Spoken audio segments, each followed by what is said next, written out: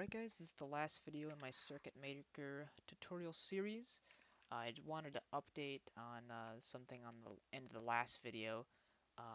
Two things actually. So the first one was when I saw that I had like 20 something violations here. I was wondering what that was. It was actually a silk screen violation. So if I scroll down here I can see that this is the violation that I had. Silk to solder mask clearance. Um, that's not a huge deal and it's not going to break anything. It's basically saying that this little border here, which is just it's drawn on, it's not even part of the circuit, is not meeting the clearance that they expect it to be. But it's not going to by any means break the circuit. I just want to let you know that that's what the violations were. It wasn't any major violation. If I were to, let's say, delete this trace and rerun the design rule check again, let's see. You see now I have 21 violations. One of them is an unrouted net. That's a big deal. And if I click on it,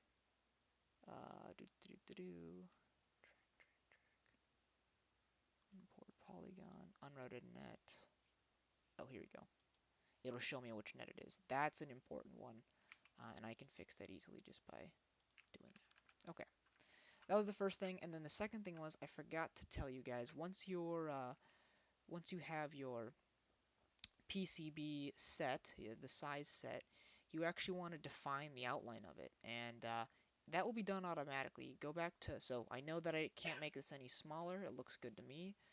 I'm going to go to board shape and create primitives from board shape. Everything there looks fine, I never really mess with that, and we're good to go. So what that did, if I go back to view and single layer mode, and now I'm just going to look at the outline, you can see it added this border, this outline around the board. So it's kind of saying, okay, here is the border of my board. This is where I'd be cutting it out essentially. Now you don't always have to do that, but it can mess some stuff up if you don't define your border explicitly. Okay, so that's the whole thing with the PCB. That's all done.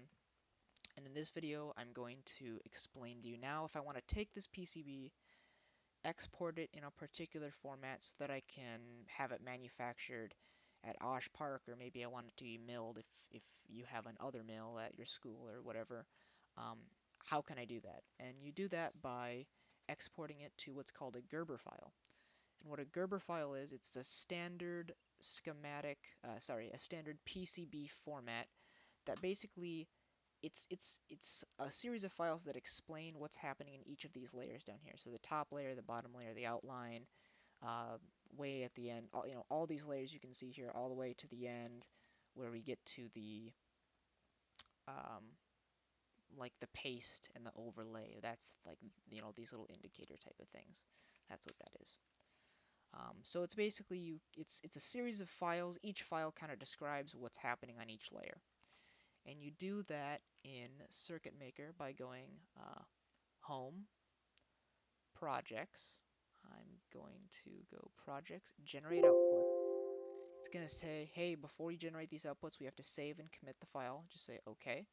So it's going to save it. It's going to commit since I modified this a little bit. And there's a lot to this here. You can actually generate a bill of materials. Say you wanted to order all these parts off of DigiKey. You can check this and it will set like probably like an Excel file or some equivalent that will say I want 2 capacitors, this particular chip, an inductor, and a diode, and these little header pins, and so you can easily order the parts. You can you can have some 3D prints made. All that is cool, and you can look at that in your own time. The important ones are the Gerber files and the drill files. So we want to make these two for sure. But we also want to configure exactly what it is that these files are exporting. So go to Configure. None of this really matters too much. You keep it in inches, and this format is basically the resolution of it. Different manufacturers will have different resolutions. A lot of times 2.4 is the standard. So let's just say we change it to 2.4. If we go to Layers, here's where we can pick which layers we want. So let's just, starting from the top, let's just do all of these layers. So I'm saying I want the overlay, the paste, the solder, the top layer. The important ones here, you want the top layer, the bottom layer, and the outline. Right here. I think that's the outline. And let's do the same thing. So basically all these files are, I want the top layer, that's this guy, and then all of the extra things on top. So that's like the labels and things like that. And then I do the same thing with the bottom. I want the bottom layer, and then the solder and the paste and all those indicators. And I also want the outline. That's like the border. And if you have any things that you're drilling in, a lot of times that's important. Those are usually the most important ones. A lot of times you can get away with just doing the top layer, the bottom layer, and the outline. So you got the top layer, the bottom layer, and the outline. That's really all you need, but let's just generate all of them because why not? We want to be able to see these labels and stuff too. Drill drawing, nothing important there, nothing important to deal with here. In the advanced, none of these are really important other than we don't need these, and none of these are important other than the fact that they need to be consistent with our drill file. So I'm actually going to kind of configure this as in reference to what other mill suggests. I'll link this into the video description, but this goes through picture by picture as to what settings you want to select. So it's saying go to your outputs. You want, just like I've said, to click your Gerber and drill. You want to configure them. It suggests to do 2-3 instead of 2-4, so maybe let's do that instead. Back to general 2-3. It only needs the top, bottom, and outline layer, but we'll generate these other ones too, so I can show you how to use the same format um, for if you're going to get it professionally done with OshPark or something. And then here it basically says, none of these really matter, you just have to make sure that these are unchecked, this is a separate file per layer, and that these match your drill file. So let's actually match our setup with theirs. So if we go to advanced, we want separate per file, we want to uncheck all of these, and they say to do suppress leading zeros, reference absolute origin, and unsorted. Unsorted, reference absolute origin, suppress leading zeros. Okay. Perfect. That looks good. Our Gerber file is configured, and we'll do the same thing with the drill file. So we want this to be consistent, so we'll do 2-3. And again, we want to reference absolute origin. Let's see, absolute origin, leading zeros, unsorted. Suppress leading zeros. We don't want anything down here checked. And that looks good. So suppress leading zeros, reference absolute origin. Okay, that looks good. Everything's configured. We've kind of told it what layers we want it to generate. And now, let's see this. And now we can hit generate. So going back to here, I'm generating the Gerber file and the drill file. Let's hit generate. And let's give it a name. Buck is fine. I'm going to put it onto my desktop so it's easy to get to. We'll save it. Perfect. And here it is on my desktop. Let's extract it. And I should have made a separate folder. Let's just call this PCB. I'll put all these files into the PCB folder. Now for other mail in particular, they need you to do a couple specific things. The first thing is they need you to go into the drill file and take this text document. You can't see the types at the end here. I believe you go to view and then extensions. So you want to be able to see the extension here. That's pretty important if you're on Windows. We're going to copy this file. Oops.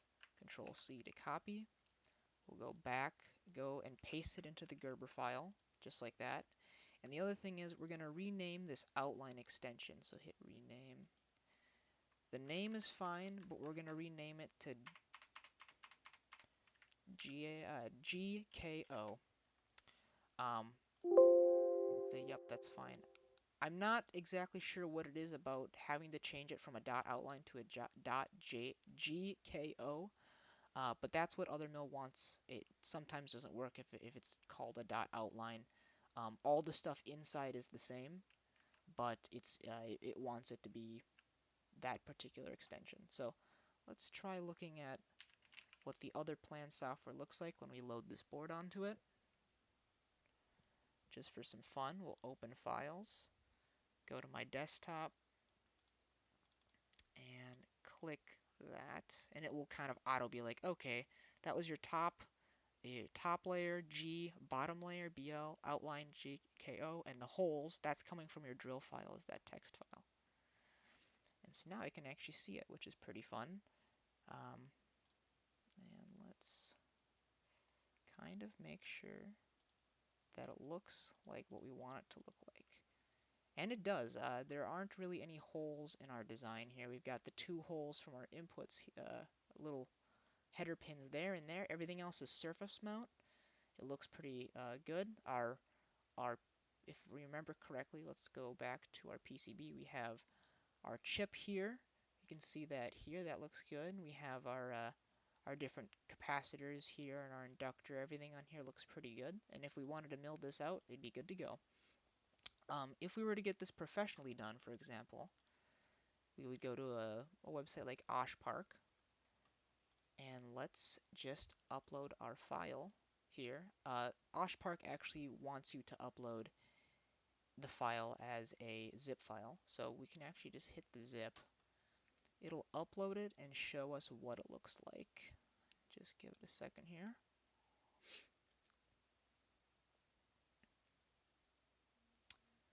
And all of this looks good. Our project doesn't contain a bottom silk screen. That's fine because we actually don't have anything on our bottom silk screen. Let's just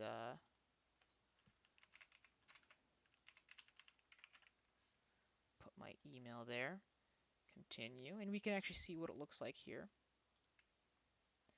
And this looks good. This includes the silk screen, since if you get it professionally done, they're able to do that. We can see our connections here look like what they are, and they kind of break this down into the top and the bottom layers, the hole. So this is what the copper looks like. And all of that looks good to me. Actually, other than this, these should have holes. So I'm wondering if I need to change my drill file.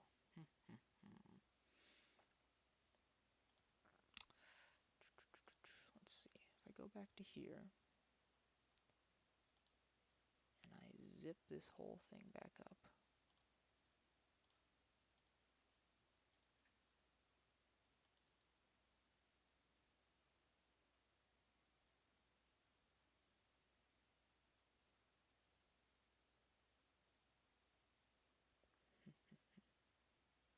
Well, that's for another day, since we're not going to be using that right now. But you'll have to muck around with that a bit, and you know that's why you look at this and you see, well, there should be holes here. So something happened with our drill documentation, and you'll have to kind of mess around with that. You can see our drill thing doesn't have any holes here like it does in the other mill design, and that might have to do with its naming convention or something like that, or it might have to do with, for some reason, our holes are in this weird little spot.